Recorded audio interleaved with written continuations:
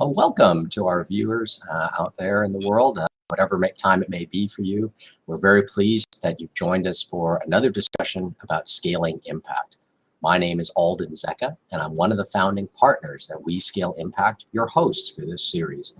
And today we'll be joined by Grace Kim from USAID, who I'll have introduce herself in just a moment. But as a reminder, we have these conversations approximately monthly, and we invite you to subscribe to our YouTube channel to be alerted to future conversations, as well as to see recordings of our past conversations. With that, let me turn it over to Grace to introduce herself. Grace, please go ahead. Good morning. Thank you, Alden, for inviting me to this web series. My name is Grace Kim, and I'm a program manager at Development Innovation Ventures.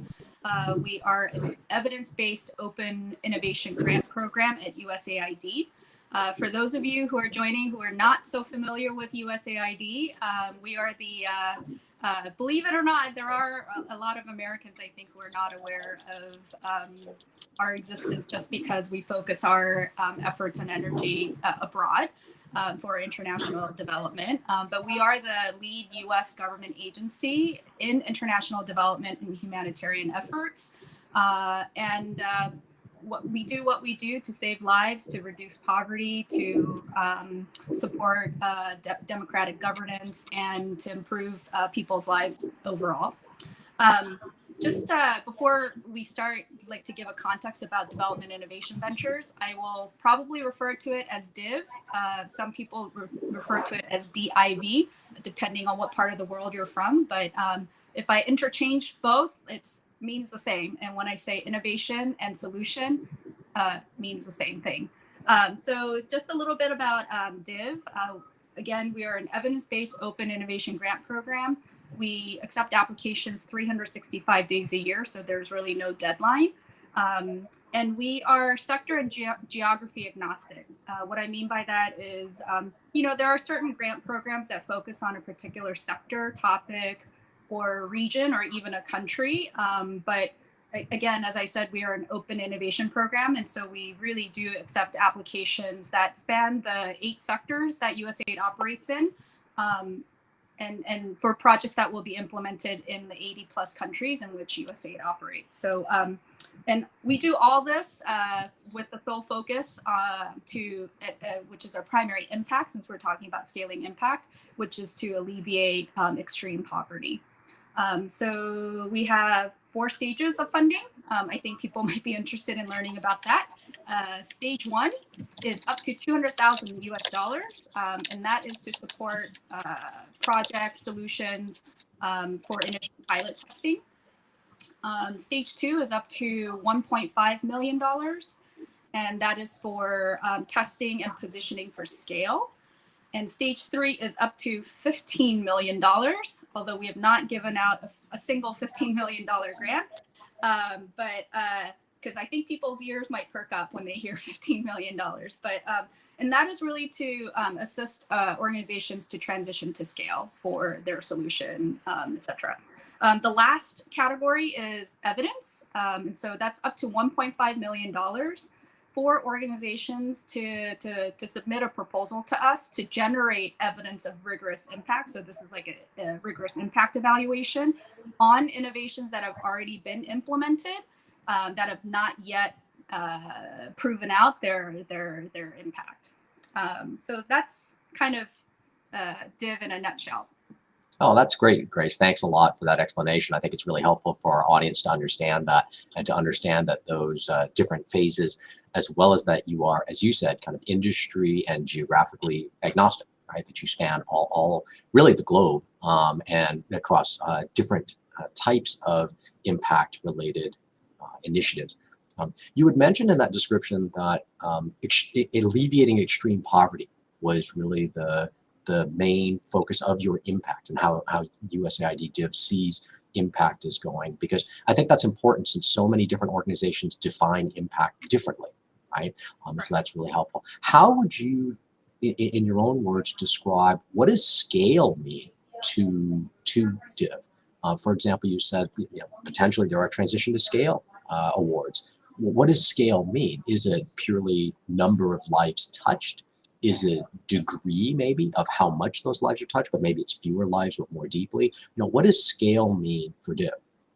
So scale for us, I think in terms of like, if we want to quantify things, our bar is innovative solutions that have reached or that have the potential to reach, impact 1 million lives or more.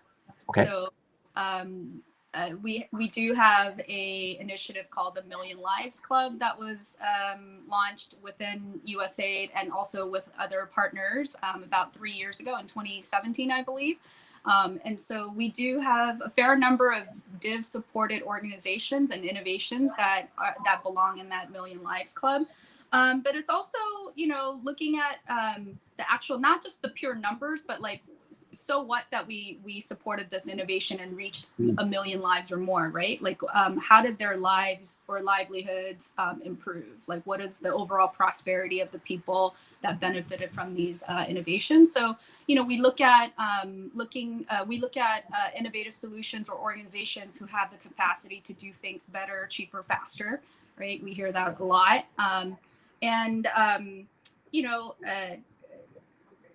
Solutions that like really are not really recreating the wheel, perhaps iterating or learning from previous experiences, but again, making things better, cheaper, faster, like cost effectiveness is a big thing that we focus on. And I think Div particularly does that well because of our rigorous evaluation process. Our evaluation process does take a couple, anywhere from like 6 months to 12 months since from the time someone submits an application. But we look at our thrhree main like evaluation criteria is evidence of impact, cost effectiveness, and potential to scale and sustain itself. So if even at the stage 1 pilot level, if an idea doesn't meet all of those 3 standards sufficiently, then it will be difficult for us to support those types of applications. Got it. Yeah, I think that's very helpful for our audience to understand is that evidence is obviously critical, as you said, and of course evidence appropriate to the phase, because clearly later phase would have more or should have more evidence than earlier phase, but also the ability to scale and, as you said, be self-sustaining in the future, not necessarily today, but in the future. So there is some form of model or pathway such that the innovation can continue to maintain itself ongoing without USAID or Div money, right? So this is to get it to a certain point, but then long term, they shouldn't be dependent on continual funding from Div. I think that's an important point. Sometimes innovators forget that. Or from donors in general. So, okay. Yep. Right? I think there are certain interventions, innovations that would require government support. But then it could be, and we'll talk about this later, but, it could also be an innovation that is so impactful that the local government decides to take that up and support it. So as long as someone is financially supporting this and not from assistance, I think, that's kind of like where we want to go. Also, from a scale perspective, I think the ideas that we try to look for at Div are ideas that can be replicated with minimal modification or friction when that innovation is being introduced in a new context, whether it's a different country or a completely different geography. And so we have supported teaching methodologies that have transcended cultural and language barriers, products that can be locally produced with locally sourced materials. And so those are the types of innovations that we look for so that we can support, so that there is that potential to scale at a mass level. Sure. So, the scaling, as you said, 1 million+ people is part of the goal. But the scaling doesn't necessarily have to be within the original geography or within the original area. It could be far away. It could be in another country, another region, another continent. And that obviously is within the scope of what you evaluate. That's great to hear. With all that in mind, can you give some examples maybe of projects that have scaled and that you've seen that have been successful? both maybe some projects, but also maybe some approaches, because there may be specific projects, but then we might be able to help our audience generalize some of that into more, this was the type of approach that was used. So let me, maybe you can give some examples. Sure. Good examples of innovations that have scaled, and we kind of have this in our annual program statement, which is the official governing document that describes DIV and our evaluation criteria. Mm-hmm. But the two pathway to scale that we've seen repeatedly across the select number of innovations that have actually scaled and reached more than 1 million lives are twofold. So one is public pathway to scale. Okay. So that is when either, say, a USAID mission takes up that innovation into their country programming, or when the local government takes up, so it could be the Ministry of Education, Ministry of Health, adopts that methodology or that product or service and puts it into their national or subnational programming. So a good example of a public pathway to scale is teaching at the right level. We supported this, we supported Pratham, which is an Indian NGO, in 2013 to conduct it was a stage 2 award to conduct a rigorous impact evaluation. And their methodology is quite interesting. Instead of putting kids by age group, they group kids by their ability level. So you could have a 6-year-old and a 12-year-old in the same class, because maybe the 12-year-old never had the opportunity to learn how to read or identify numbers or shapes and things like that. And so and the interesting part about TARL is that teaching at the right level, I'll say TARL as well, acronymize everything. So TARL, they also reassess in midterm and regroup children during the process. So it's a very iterative process. But with the stage 2 impact evaluation, they were able to demonstrate that it's highly cost effective and highly scalable. So I believe cost per student was around $3.25. And sorry, is that per month, per year? Do you have an idea? Ooh, that I'm not sure. Okay, that's all right. I might have to go back. So it's not an award that I manage, and also it's an award from 2013, so I'm not too familiar with it. That's okay. Right, but because they were able to demonstrate this very strong evidence of impact, in 2017, DIV supported a stage 3. So this is a transition to scale. So we supported a stage 2 in India with Pratham. And in 2017, 4 years later, DIV supported a stage 3 grant in partnership with the USAID Zambia mission, along with the Zambian government, because obviously if we're operating and implementing a program in a school or a school system, we're going to need the local government support, right? And so it was co-funded by DIV and USAID Zambia in partnership with the government of Zambia. And so here you see that example of replication, where we took a concept that was developed in India, but now it's being implemented in Zambia in Southern Africa. And then in addition to that, last year in 2020, we supported a Botswana-based NGO called Young Love.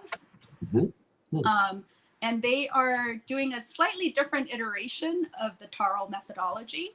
But again, this is an example of an idea that was able to cross boundaries, overcome cultural type of language type of barriers, and just tweak that implementation into local language or something like that, right? Sure. The local students. Sure. Yeah, that's a great example. I mean, often we'll call that scaling through replication, right? So it's not necessarily the original innovative organization, in this case Pratham in India, that might be the one that is scaling it in all parts of the world, right? They may train others who then take it and then localize it culturally, make it appropriate within their context, and then scale and grow it. So that idea of taking something from, again, in this case, one geography, we've also seen it in some of our experience with organizations taking something from one industry to another. And that's not as often, that's not as common, admittedly, but where they'll take an approach or a methodology from, say, healthcare and bring it into education, or healthcare into agriculture and things of that sort. Right. I'm sorry, you were going to, so you talked about the public scaling aspect, right? What about other examples beyond just the going through the public channel? Right. So the other example is commercial pathway to scale. And Sure. I think the other, I mean, people use market-based solution, right? So this is the private sector pathway to scale. And so for that, I think I'd like to share Damagi. I think a lot of people in the industry, in the international development space, are aware of the good work that Damagi has been doing. They applied for an initial pilot stage 1 grant in 2010. So in our inaugural year. So Damagi was one of the first 9 or 10 grants that we issued in our first year. And so with that support, they were able to just really work on product development and testing, initial testing in India. And they were able to really launch their company and their product with the support of DIV. Subsequently, they've been funded by other programs within USAID. So DIV cannot take all the credit for Damagi's success, and really, it's really on Damagi for their success. But we can claim that we were an early supporter of Damagi. So we supported their product ComCare. And just going back to what you said about, like, you know, a product that can go from like one industry to another. Yeah. So Damagi is a tech platform that is for frontline workers to do mobile offline data collection. And I believe at that time there weren't very many software companies that were out there that would enable anybody to do who are doing remote work and people who are like in rural areas where there are no internet connections to do offline mobile data collection. And when they started, they really focused on health. And so people think, oh, Damagi ComCare, and they only do health, but that's actually, they've evolved. I mean, they've been around for over 10 years, 11 years. And now they are in 80 different countries, 2,000 different projects. Yep. I believe they have over 2 million users on the platform. And they've impacted the lives of 20 million people, but it's not just in health, it's in agriculture and education. And so I think, you know, Damagi has, you know, been successful, I think, in my opinion, just from having several conversations with their leadership, and it is that, you know, they were able to, one, work very closely with several local government programs, starting in India, but in other countries where they operate. And then 2, they were able to really focus on like user experience, so product market fit, and doing a lot of research to really make their product easy to adopt by the frontline workers. And then you know, create that product stickiness. And then 3 is, you know, they have multiple different revenue channels. So, you know, they do compete for USAID contracts, right? They have grant as their revenue source, but they also have private sector companies that are using their product ComCare and a couple of other products that they've launched since then. But you know, it's really, you know, they're the fact that they've, even before I joined USAID and say I was in business school, I remember hearing about Damagi, and I remember thinking, oh, wow, this is a really cool company that they're doing this.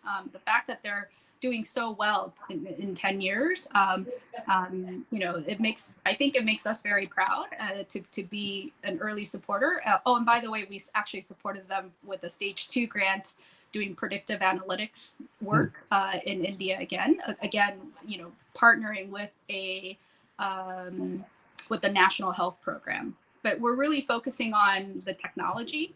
We're not really focusing on health activities. Sure. And so, yeah, we continue to support good organizations that have demonstrated that they can they have the ability to work on a product or service that really, can have that great impact on people's lives.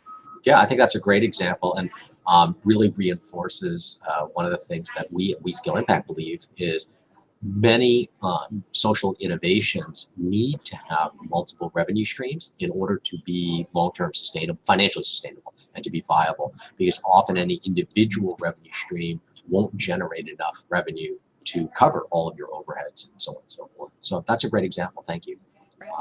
And just a reminder to our audience here, if you do have questions, if you do have comments, you can throw them in the chat, and as time allows, we'll be able to try and incorporate them into our discussion. So feel free to do that for those of you who are watching out there. Let me move on to a slightly different line of questioning, Grace. You've given some examples there of successful innovations that DIV has funded and that have grown and scaled. We find that that funder donors are really across the spectrum in terms of, as you said earlier, sure, some are very focused on particular geographies. You are not. I understand that. Others are focused on particular industries. Again, DIV is industry agnostic. But there's also an aspect of, I guess, in my words, I would say being more maybe fiscally conservative or more financially conservative, or more a little bit maybe financially liberal. And I don't mean politically, I mean financially, right? So I want to make sure we're clear on that. And those funders who might be willing to take more risk or maybe less risk. And of course, there's again, a spectrum here. Where would you say that DIV is on that spectrum, using your own words, right? And you can use any analogies or comparisons as it may help. But what's the sweet spot, if you will, for DIV, where you can look at a potential grantee, a potential innovation that you might fund, and say, gee, this really, at least, before digging deep into the evidence and those things, this at least looks like it's a good fit, right? So what's that sweet spot for DIV? And it may be different for different phases. I understand that. So in your answer, you may want to say, well, for phase 1, it's this, and phase 2, it's this, and so on and so forth. Up to you. Okay. So aside from not funding things that are at the idea stage, so we're not an incubator. Yep. We're not here to support an idea that's really not tested and unproven. That's why we say we are an evidence-based grant program. Sure. So aside from not funding things that are at the stage 1 level, ideation level, I mean, stage 1, really the initial pilot, up to $200,000 is where we do take calculated risk in supporting ideas or organizations where they have the potential to do good work. So we would look at that stage, we would look at, okay, what is the potential of this innovation in terms of saving lives or improving prosperity for the people that would benefit from that innovation. And so we would we do have to take into consideration like overall USAID interests, right? Sure. DIV can't just be on its own and doing its own thing. And we also have to take into consideration broader U.S. government reputational risk as well, right? Let's be upfront. I mean, USAID is funded by the U.S. government. I mean, they are your ultimate funders. Right. So of course, their interests have to be influencing some of your decisions. Right. But, factoring all of those, we do take calculated risks on innovations that have the potential to really, make an impact on people's lives. We look at how catalytic USAID funding would be. So just like you mentioned, there may be some investors, donors who may not have the risk appetite to support projects in a certain country or a certain topic, sector. We do look at how USAID funding could kind of de-risk investments for other partners, and we also look at okay, so what is the evidence that can be generated from this initial pilot, right? Like how can we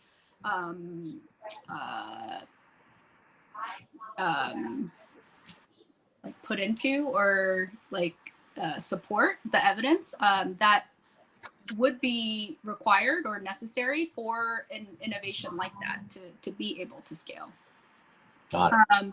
Yeah, and then so sweet spot, I would say we're somewhere around a mid stage 2 from a dollar perspective.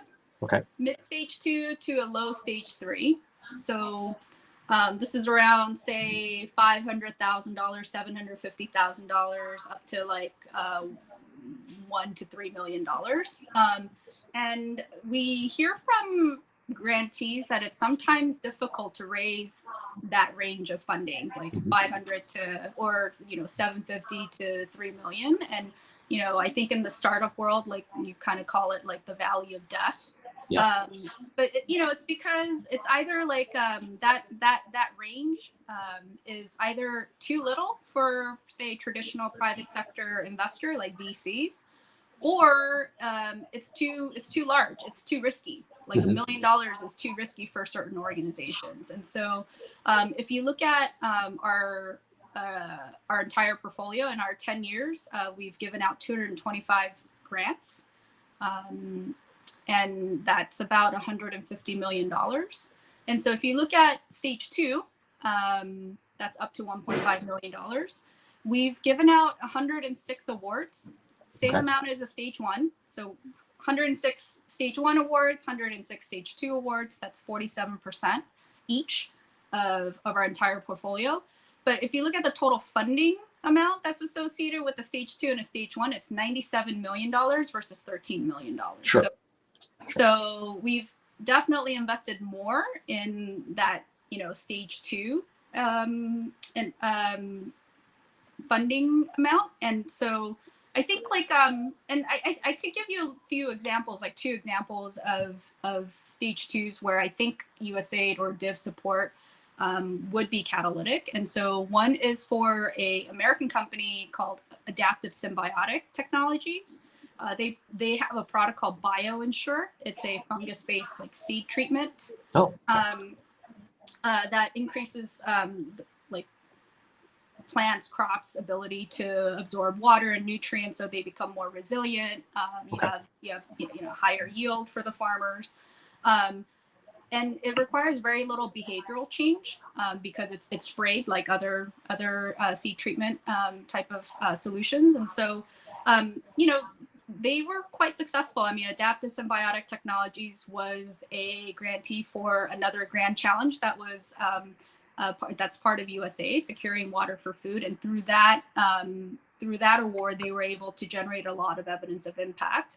They came to DIV several years later for a mid stage 2 award, and that was to take BioInsure and launch it in the Indian market. So while this is a Seattle-based company, Seattle, Washington, they're pretty successful, and yet it was difficult for them to raise funds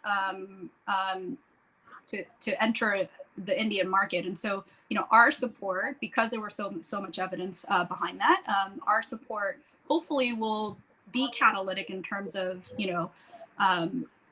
allowing BioInsure to demonstrate their impact in India, and hopefully attract some additional funding from other sources. Yeah. I see a comment in chat here. One of our viewers is agreeing with you that raising that $1 to $2 million is a huge challenge, right? And that value of death really does exist, right? So I could definitely see that.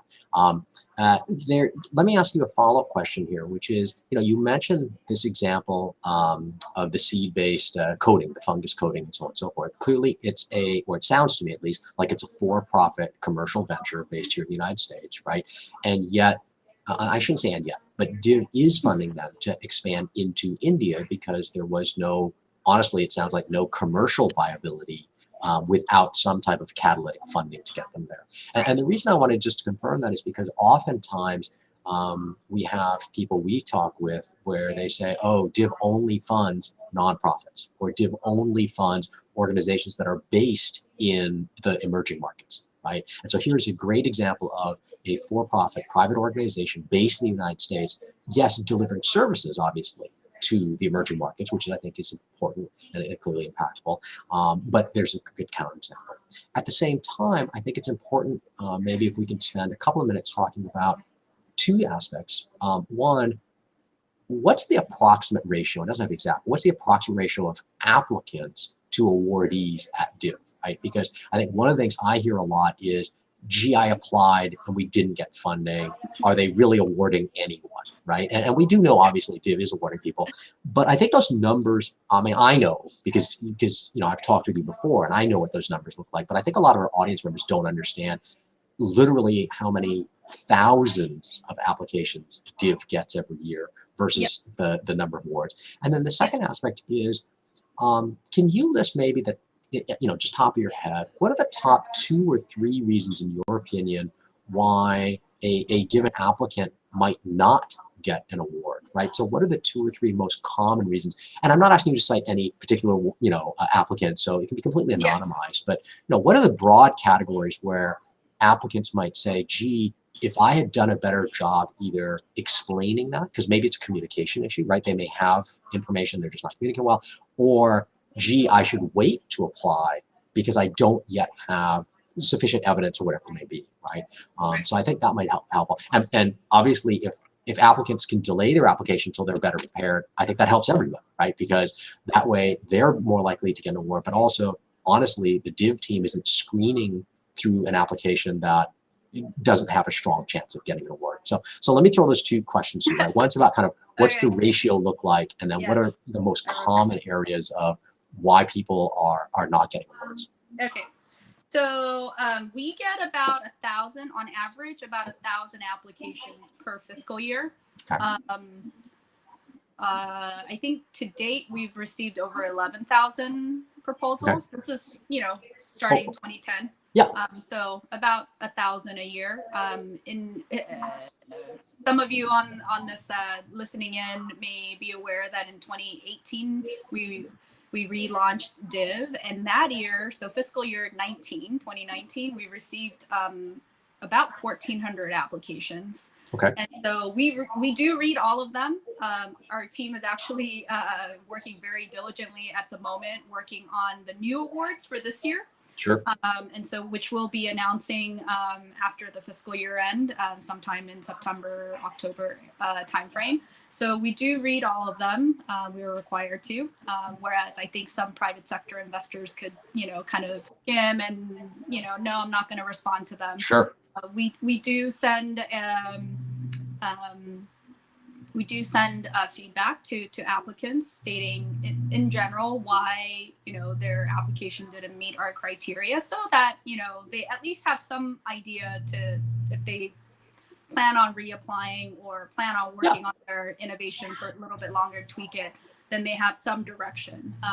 For applications that go further along our process and our due diligence process and have spent some time with us in terms of doing like Q&A, and doing possibly even like an initial phone call with us. We do write a fairly detailed feedback email across like the three main criterias, and evidence of impact, cost effectiveness, pathway to scale, and sustainability, and where they didn't meet the criteria and why we decided not to fund that application. So the acceptance rate is anywhere between 1% to 2%. Yep. It's quite low, and not to discourage people, but again, going back to our selection criteria, and the whole purpose of DIV is supporting innovations that can truly scale and have the impact, right? And so that is why we award anywhere from, say, low teens, 10 to, I'm going to say, top 30 awards per year. We're not sure where we're going to end up this year, but sure, we're in that range for this year as well.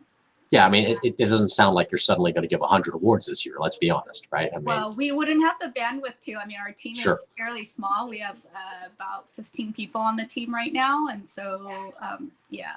Yeah, and of course that's the team that does the screening and the evaluation and the awards, and then the award management thereafter. So it's not it's not 15 people just dedicated to award management. No. It's 15 people combined across the whole process, right? Right.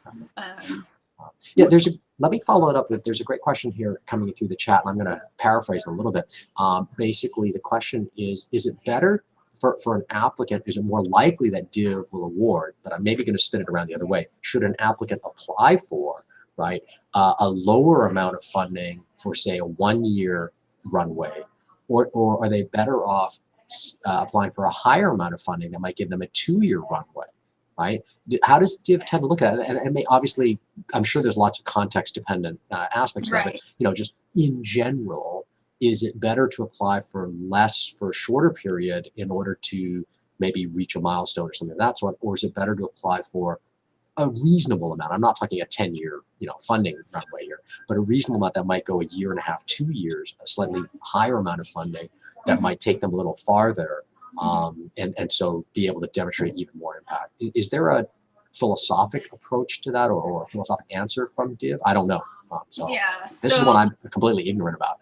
Yeah, so I think this is going to be one of those it depends. Sure. It's going to be the start of my answer. It depends because, so DIV, our awards, our grants are fixed amount awards. The maximum we can support is 36 months. Okay. Sometimes we do something that's called no cost extensions, and that means we're not putting in more money, we're just extending the period of performance. The time. Right. So last year, because of COVID, a lot of our grantees were impacted by that. So we're processing a lot of these, no cost extensions for our grantees to give them the extra time that they need to actually implement their innovation. Going back to the original question, so we have very clear guidelines on the 3 main selection criteria. So evidence of impact, cost effectiveness, pathway to scale, and sustainability for the 3 different stages. And so the obviously the higher the funding ask, so the selection, the rigor in the selection process for a $100,000 ask grant application is going to be very different from a 3 million, right? Oh, that makes sense, of course. Right. So for initial pilot, for example, while we don't require a rigorous impact evaluation for either public pathway to scale or private pathway to scale, we do support initial testing to actually, get someone to the point of being able to tell that story. Like, what's the impact, right? Like, we're not at that point. We're not. I mean, we would want to know how many lives you are touching, right? But we want to know the so what part of, these thousands of people who may have benefited from your innovation, right? What is the impact on their lives, livelihoods, prosperity, etc. And so if you can get to that point, I think, for stage 1, like that's acceptable. For stage 2, though, if it's like 1 million, or I think it looks like it's 1 to 2 million.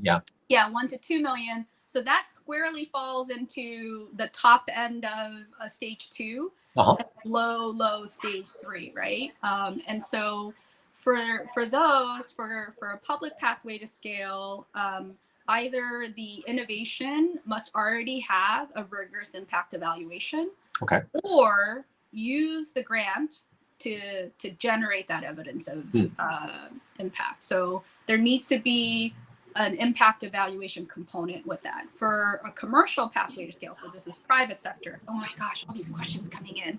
All right.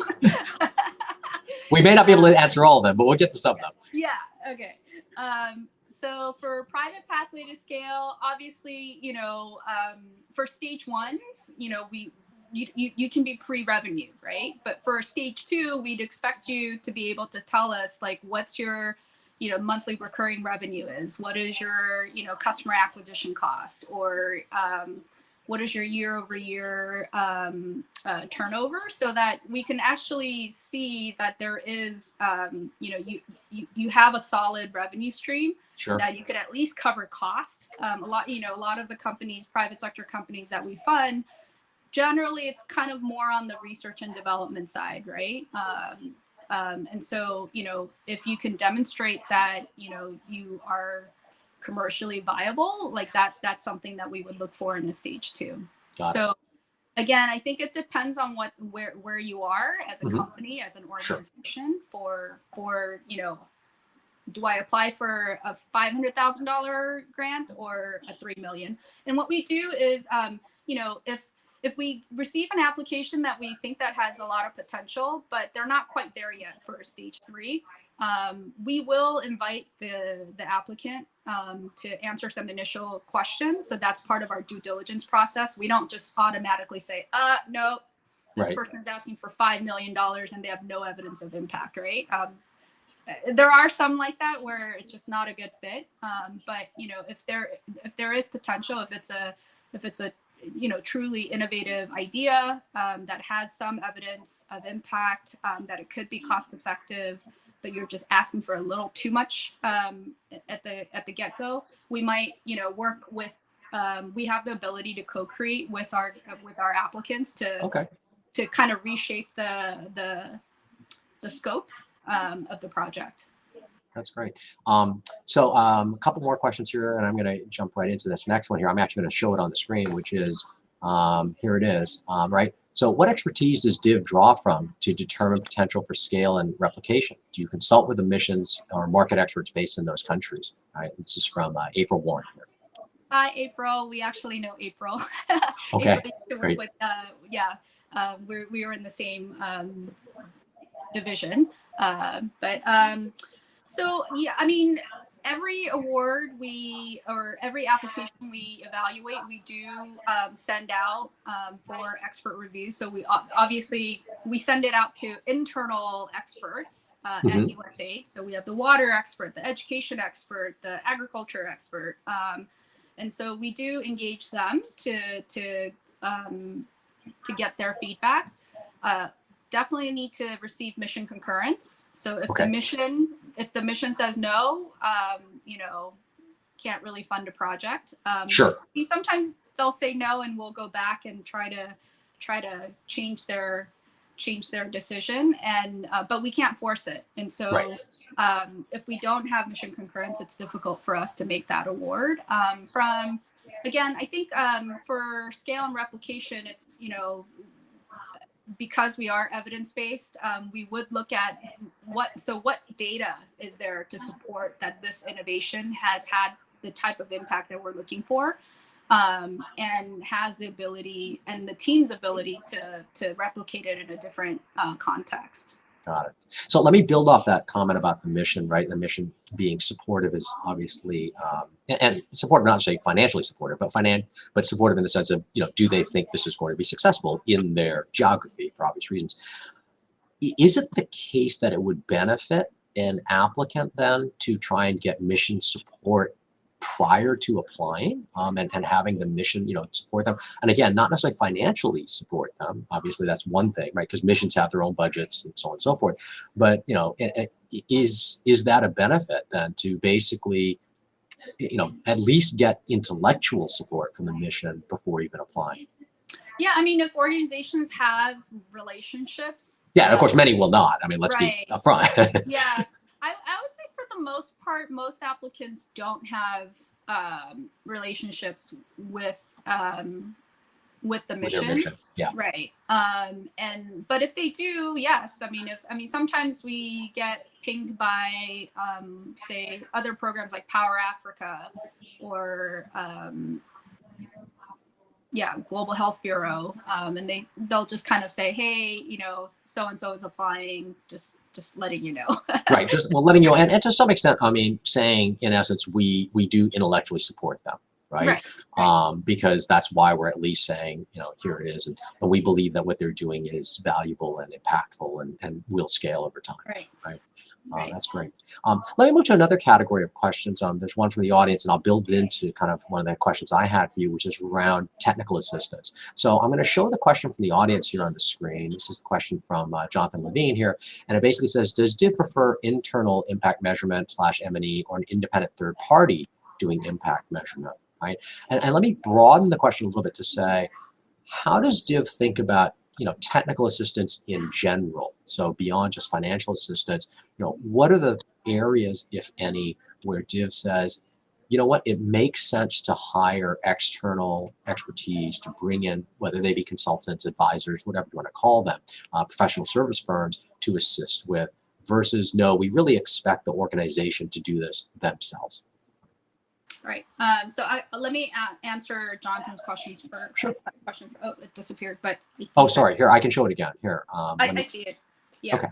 Okay. So, Jonathan, I don't know if you mean just overall, like, you know, keeping track of like KPIs or something like that for your organization, but you know, for something like that, it doesn't. Yeah, you can do it yourself. But if we're talking about a rigorous impact evaluation, most typically meaning a randomized control trial, unless you are from a research organization that does that, that's like your bread and butter. I think it would probably be better to partner with an organization that could do that, or you know, build it into your proposal so that you allocate some of your budget that you're requesting for support to pay for that third party to do that rigorous impact evaluation.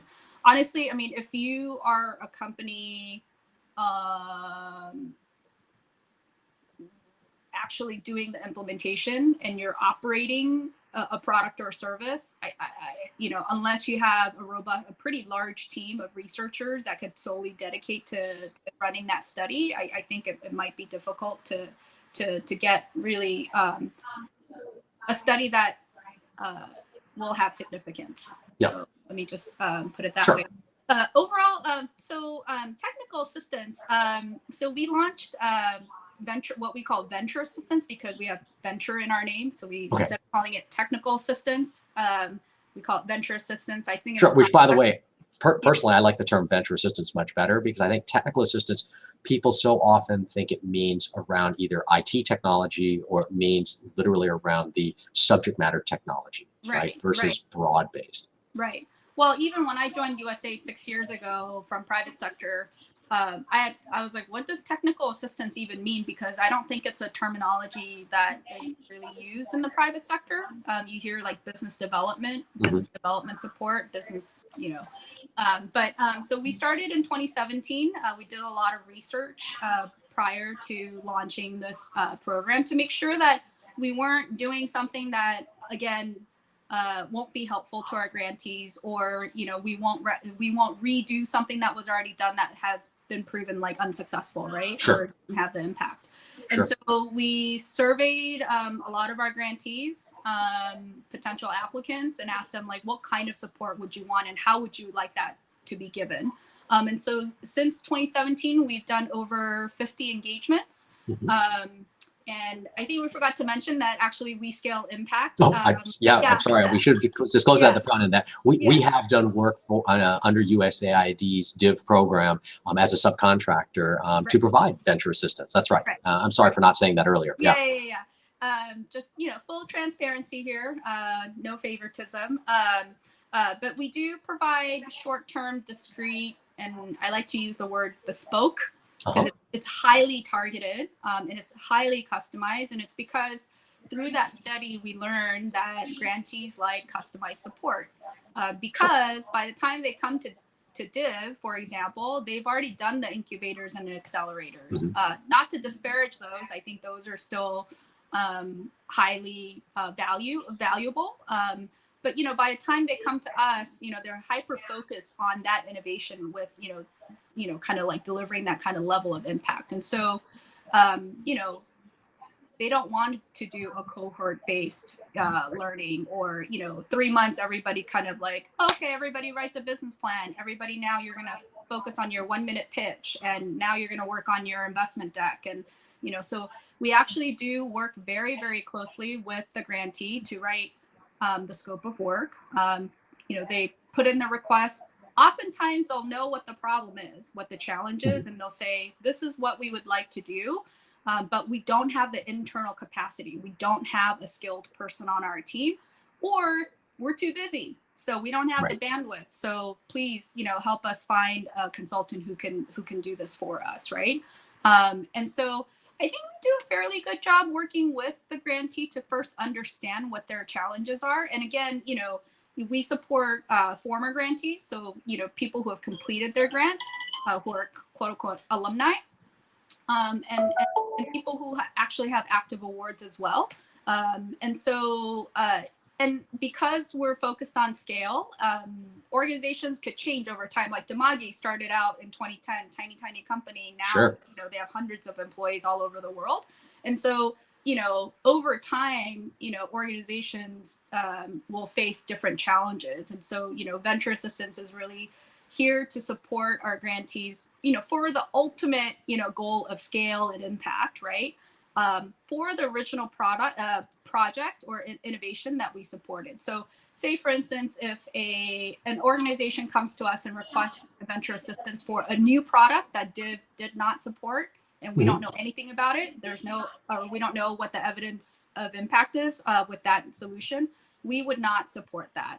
But if it's for a particular innovation that we supported, or general operations of that organization, but we do know that a particular support that they're asking for would make them highly more effective and more efficient, like we would consider supporting those types of activities. So I don't know, you've responded to some of our RFPs, so I don't know, Sure. like grade us on how in depth our scope is, but I think we do okay. I mean, I think, so coming in from the professional services side where, we scale impact plays and the venture assistance that we provide, things I've liked a lot about the RFPs that USAID has put out for that type of assistance is they are customized to the innovator and the situation and the context. And they also tend to be reasonably narrowly scoped, right? They're not just help us with our business strategy, which is so broad that it could be anything, right? And honestly, that's not going to be very helpful to anyone because it's just so broad. And I say reasonable in the sense of the one, and I guess this will just be feedback, right? And we haven't rehearsed this, so direct feedback is the one thing I think sometimes is grantees are concerned that they might put something in the scope that might jeopardize their relationship with USAID, right? So I think that's something to be aware of is that grantees might feel like, oh, I can't mention that we help with X because X was such a fundamental part of our original div application and we were awarded a grant based on X. And now I'm basically saying, actually, we don't really know enough about X, or our skills are not very strong. And so occasionally there are grantees, I think, and this is my perception, I don't have any data on this, I don't have any examples, but that there may be cases where the grantee says, I don't want to expose a weakness, right? I don't want to expose a weakness. And I think that's a concern. I know that we've worked with some other funders, I'm not going to name who, but other funders, where we've been able to get the other funders to agree that basically the scope will be shaped by the grantee post award of the funds to bring us on board to work with them. And obviously that's a little scary for the funder because it's ambiguous, right?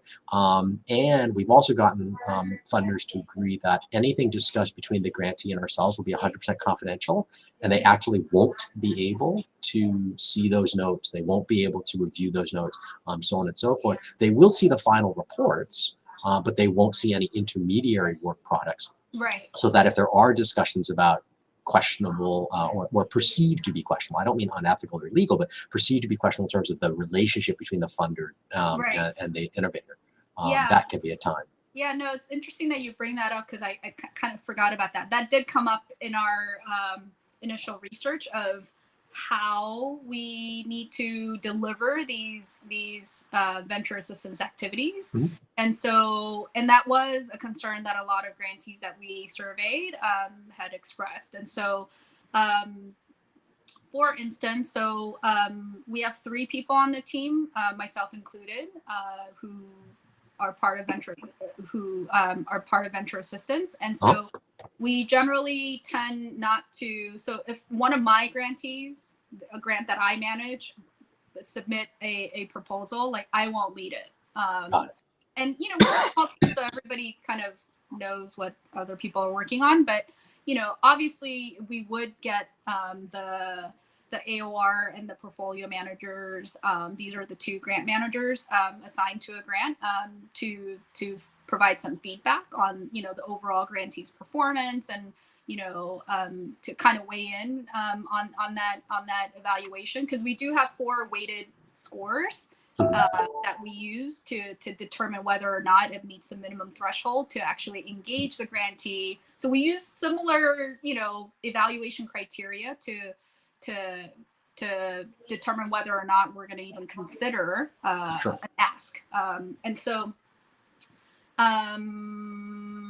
yeah, I think we have worked on a business diagnostics. So that's the part where the grantee could say, we don't know, We something's don't not know. going right, we don't know, or we have blinders on because we're in this 24/7, 365 days a year. We'd like an expert to come and do an overall business assessment, Sure. right? Diagnostics could be on strategy, could be on other things. It's pretty broad. But when we did work on those types of diagnostics, we made it very clear to the grantee that we would not get involved, like we grant managers in USAID, that whatever conversations because we wanted them to get the most out of this engagement. Sure. And we really did not want them to think that like USAID or Div staff was having some back channel conversation with the consultants, right? And so we made it very clear that we wouldn't do that, and so that the grantee can be very transparent, and leverage the expertise of the consultants to get the most out of that engagement. We have received anonymized summary reports of when we do things like that, and this was a cohort, kind of a cohort based, because we had a group of 8 going in at the same time. I mean, Alden, like We Scale Impact, was a subcontractor to Duke University for that engagement, and we really didn't. We got anonymized grantee number 1, number 2, that kind of thing, but we really and what we received was like a summary, like a trend of the group of 8, we learned this, and this, right? So that it can be helpful to us as well as we go forward and provide more of this type of support. So, no, I remember that project, and we enjoyed that project a lot. And it coming out of that project, we actually leveraged that to develop our online enterprise assessment tool, which allows innovators to take that online, see kind of where they stand across several different criteria, and potentially measure their own progress longitudinally over time by taking it over and over again. Right. So I do remember that project. A soft benefit that came out of that engagement, actually, that I remember, is that some grantees said, "Wow, this activity, this business, diagnostics, like talking to these consultants, it really gave organizations the opportunity, the chance, and the time to actually have real, honest conversations among themselves." Agreed. Right? And sometimes they were like, the CEO was thinking this way, the program manager was thinking the other way, or there was like either a disconnect with headquarters, like executive team versus like field teams. And so I think, that's kind of hard to quantify, I think, right? But, I personally value the soft benefits that are coming out of this type of engagement. Yeah. No, you're right. And we did see that in that project, and it is extremely hard to quantify, right? How do you measure that impact and then attempt to quantify that if it's now our team is communicating more effectively? Well, what does that mean, right? What's the output from that? What's the measurable impact of that? Very hard. You're absolutely right. We've only got a couple minutes left here, Grace. Time's kind of flying by here. Really enjoying our conversation. So I wanted to just give it to you for maybe a minute or so to kind of summarize. What are the key takeaways that you'd like our audience to know or to hear from you, as we wrap up today's conversation? So please don't be discouraged about my 1 to 2% acceptance rate. I did not mean, I'm just being honest. That's our data. So I'm sharing our data. We do invite applicants that have potential, right, to have a conversation before we do like a full decline. And so please don't be discouraged by that.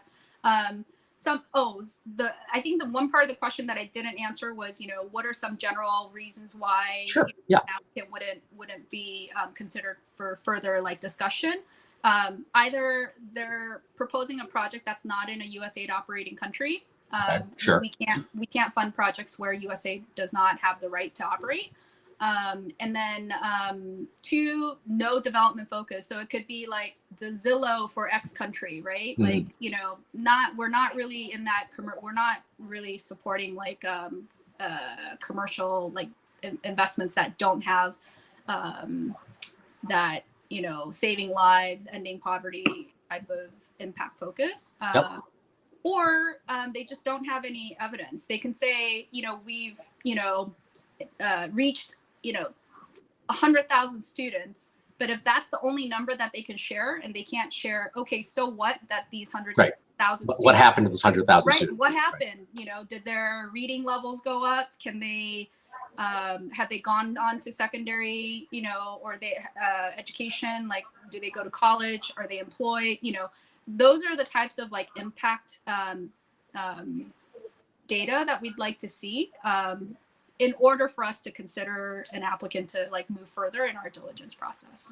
Yeah, and then, you know, going back to venture assistance, I mean, you know, something that I like to do more of that I don't have the time to do is, you know, it doesn't really cost us any money to support our grantees and connect them to other potential partners, right? Like people who could be a good, you know, new channel partner for more revenue, or giving access to like their large membership base. And so, you know, that is part of venture assistance, to be able to support our grantees with those types of connections, even within USAID to the USAID missions or different offices.